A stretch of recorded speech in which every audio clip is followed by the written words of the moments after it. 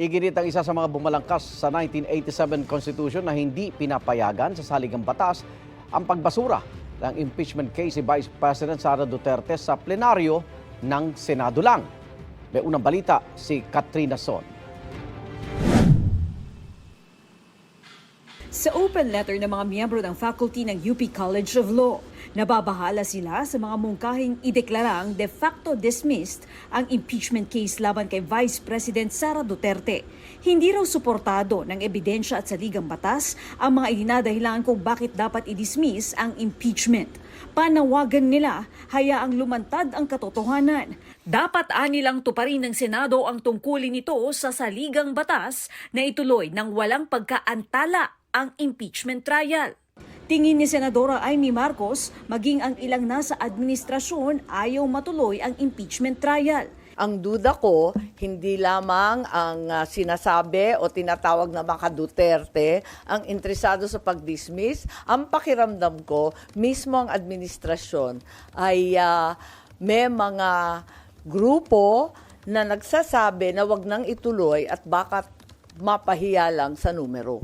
Ang hinahanap ngayon ay yung remedyo or sabi nyo nga, I mean, solusyon para hindi para walang mapapahiya sa Ewan situation. ko, yun lang ang pakiramdam ko. Ilang bersyon na raw ng resolusyon para ibasura ang impeachment case ang nakita ni Senadora Marcos. Hindi lang ang kay Senador Bato de la Rosa. Yung linabas sa media, parang ika-2 na yata yun. Tapos mula noon, meron pa akong nakitang iba. 2 pa yata. Pero ayon kay dating COMELEC Chairman Christian Monsod, isa sa mga bumalangkas ng 1987 Constitution, di pinapayagan sa saligang batas ang pagbasura ng impeachment case sa plenaryo lang ng Senado. That's because under the Constitution, it's the duty of the Senate to hear the case. So that's not hearing the case when you entertain a motion to dismiss. At kahit pa raw may mga senador na nagsasabing di pwedeng tumawid sa 20th Congress ang impeachment, kung talagang i-dismiss ng Senado ang impeachment sa plenaryo, pwede raw itong idulog sa Korte Suprema. Hininto nila o dinismiss nila yun, may abuse of discretion yun. The House or anybody, the people, can go to the Supreme Court and say that the Senate's abusing its powers. They don't have that power. The duty is to hear the case.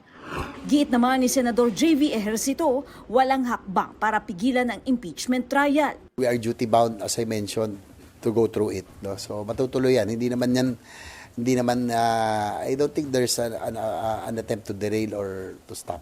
Ito ang unang balita. Katrina Son, para sa GMA Integrated News. Igan, mauna ka sa mga balita, mag-subscribe na sa GMA Integrated News sa YouTube para sa iba't ibang ulat sa ating bansa.